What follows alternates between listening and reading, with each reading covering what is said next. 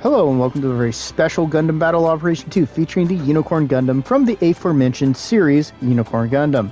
It is an interesting suit meant effectively to destroy new types, as the Federation didn't want anything to be out there that could upset their control of, well, the Earth Sphere. And of course, this unit is one of 3 that were made, and it's an interesting unit in effect, how it runs and how it works, and we'll go through that. So in game, it's a 700 cost, ground and space capable general. That also goes up to 750, so do note that. It has a ballistic resistance of 24, a beam resistance of 25, and a melee resistance of 29. It has a range strength of 40, the +1 is from modifications, a melee strength of 20, a movement speed of 135, and a thrust gauge of 75.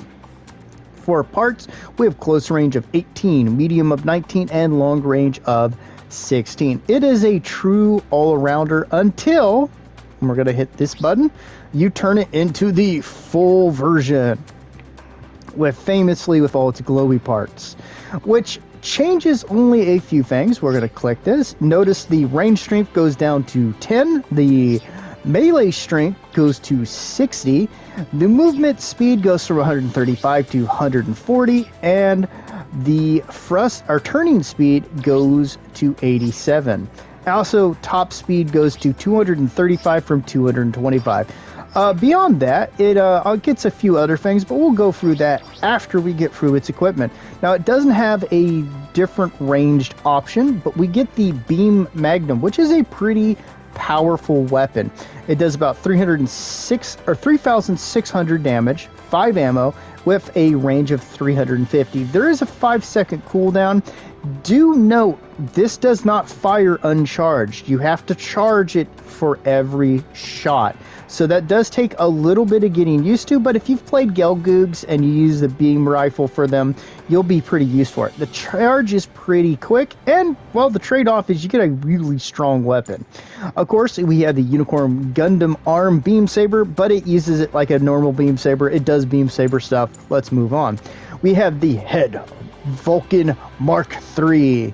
What's different about it? Well, it does 150 damage a shot, 40 ammo, and for God's sake, they finally made it a 200 range, which they should just do with most of the ones on supports at the very least. It's pretty good for throwing out a little bit of extra damage. Then we have the Unicorn Gundam Hyper Bazooka Shrapnel. This does really good job at catching people, especially if you can hit them directly with it, at staggering them a little bit. It does 300 damage. It has 5 ammo. It has 200 range. I wish that was pumped up to about 250, but it's fine. And it has a 5-second cooldown. It can be quite a monster against people who aren't ready for it. And of course, we have the Unicorn Gundam Shield. It's a large size, decent damage. When it transforms, it does get double beam sabers. And the arm saber does turn into an arm based weapon. This turns the unit more into a close combat unit, so do note that. We'll be talking about the transformation in a moment. Just wanted to go over those things. All right. So our skills with the base version is Leg Shock Absorber level 3, Emergency Evasion System level 2, Anti-Blast Stabilizer, Flight Control Program level 2, High Performance Radar, High Spec AMBEC level 2, Forced Injector level 2, which is very nice, Special Leg Buffer level 2, that's 15% less damage to the legs, just in case you didn't know. Then we come to the NTD Ability Boost. When you press this, you have to be at about 80% of your health or less, and it will turn it into the Boost. We'll go over that after a second, but we'll come right back to this and then go over to the transformation differences. We have High Performance Counter Program level 2, which is pretty nice. Melee Composite System. Effectively, it does decrease damage with every attack after the first. I actually don't mind this too much, quite honestly, on generals. It's a nice ability. I wish they gave more supports this. Then, of course, we have maneuver armor. All right, let's go back and transform this. So you might notice under maneuver armor, it adds some abilities. So awaken ability boost. Once you hit the touchpad, you recover 4,000 HP and fully recovers HP for all MS parts. So if you have damage to your various parts, it recovers it. Reduces your attack while active, negates PsyCom-U equipment jamming, and reduces HP damage taken. Do note, you will, over time, have your health drained, just so you know. Maneuver armor, of course, is our last spot. These are the ones that are added. We have optimized cooling efficiency level 2, which is pretty good. Offense system. Shield Eye Filled, which reduces shield HP lost by shield by 70%, not bad. And Power Accelerator, which is pretty good if you get into clashes, and you're going to when you are basically going ham in hand-to-hand combat. All right, let's turn her back. All right. So what are my opinions of this suit? This suit is insanely good. It has a really good amount of stuff it can handle in its base form, so it's a really good general at higher levels. When you transform it, it becomes a melee monster, which could make some raids, before some of the newer ones are added, be a little bit concerned about this unit. And it's just generally good all around. It has a lot to offer. It has a couple unique spins on things, as you'd expect it to get more attacks, as opposed to the melee system that it gets, which I think actually balances it out a bit. It's just a good performing suit, and that's before we even get to its transformation. Once transformed, it can do a lot. It's definitely a flexible hitter of a suit, and I can't really think of anything to change about it. There are parts of it I hope get assumed into other suits, especially in the general line, but that's neither here nor there, and we will not be seeing this in the match because I completely forgot to use the transformation. So let's see how it does in the match to come. Hello and welcome to the match, everybody. I hope you're having a fantastic beginning of your week, and I'm gonna be real honest. I haven't really used the unicorn up until this point. And a lot of my videos, they're my first couple experiences with the suits, as I'm going in fresh with a lot of them, especially some of the newer ones, because I generally have bad luck on actually drawing the suits. And I don't feel like e-begging to try to get them. So we're going to start out by being a little aggressive. We got number, 5 being pushing up there. We're going to push up. We see a Dresden. We're going to go right for it. We're going to hit him with the melee.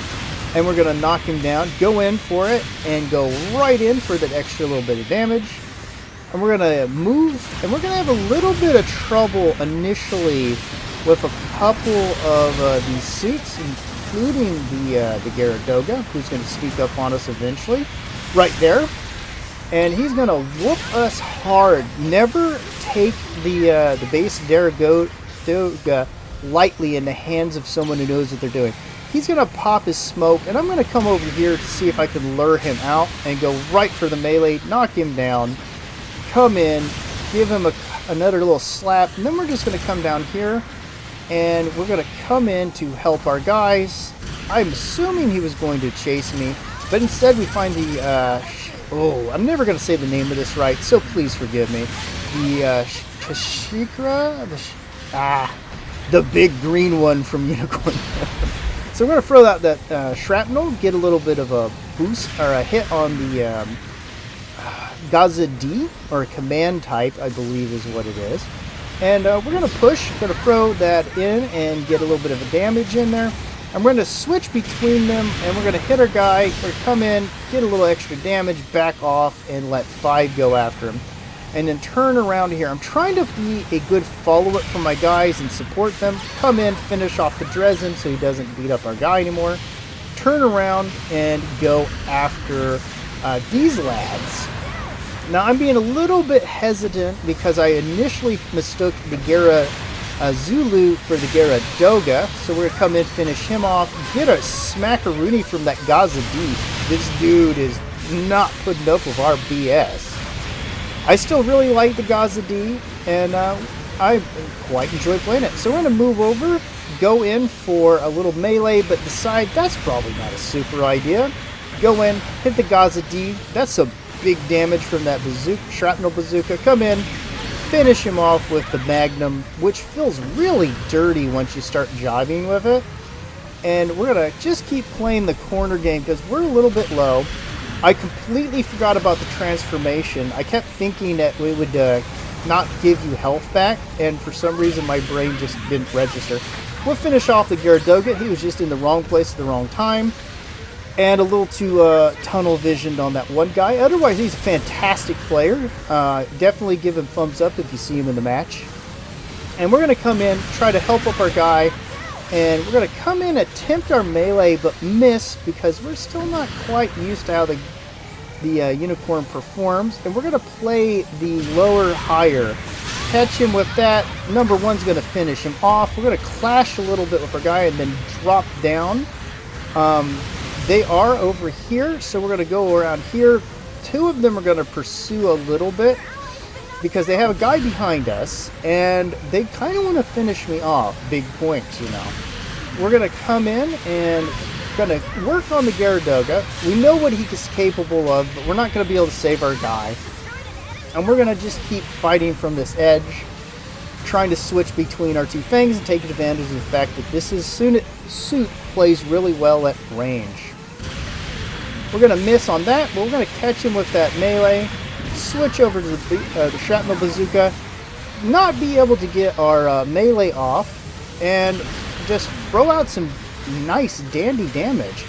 We're going to get tapped by our guy, but accidents happen. We're going to finish the Gyaradoga off. We're going to keep trying to throw some of that in without, well, getting too fishy, and we're going to get taken out for our first death. Not bad. So we're going to spawn in at E. And we're going to go right to the Beam Magnum, charge it up. It's got a really quick charge, as I noted in the earlier part of the video, if you watched it. Otherwise, it is a really quick charging beam rifle. And we're going to push up to try to help our guys. They're very aggressively taking D, and we're getting a little bit of a spawn in. So I want to fall back, drop down here. I see our guy over here, so I'm going to try to get that little sneaky shot through there. Not quite get it.